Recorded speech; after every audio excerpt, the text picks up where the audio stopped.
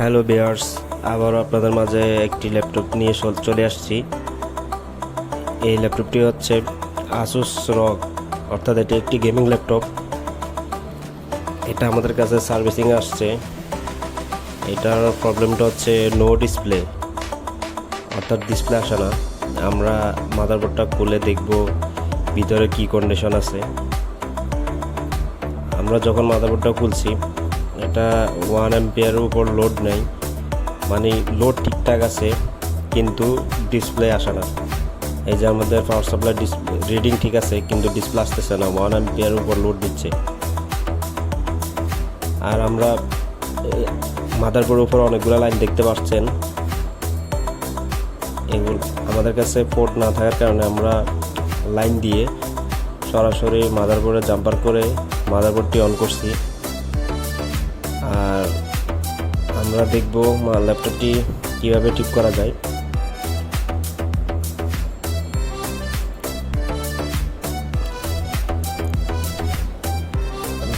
দেখি আমাদের ল্যাপটপটি কতটুকু এগিয়ে যায় আর কি সমস্যা সবই আপনাদের দেখাবো।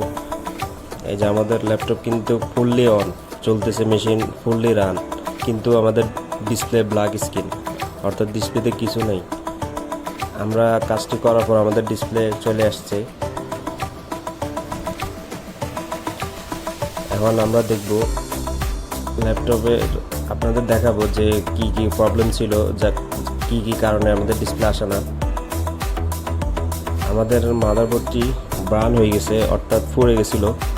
পুড়ে যাওয়ার কারণে আমাদের ডিসপ্লে আসে না। আমরা বোর্ড ভিউতে এবং ডায়াগ্রাম আপনাদের দেখাবো।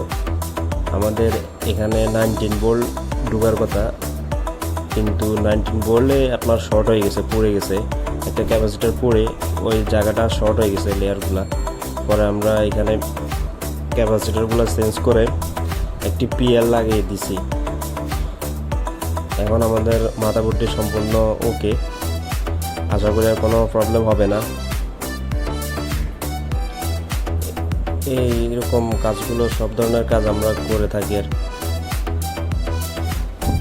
আর বোর্ড ভিউতে যে এই ক্যাপাসিটারটা, এখানে এই ক্যাপাসিটারটা পুড়ে গেছে, পুড়ে গিয়ে শর্ট হয়ে গেছিলো।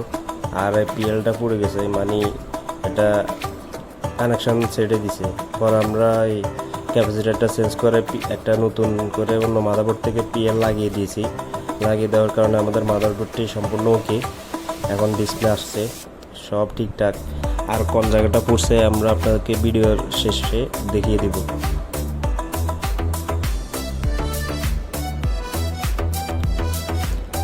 এরকমভাবে আমরা বোর্ড ভিউ ডায়াগ্রামের মাধ্যমে এই কাজগুলো করে থাকি, যে কোনো সমস্যায় সলভ করে থাকি।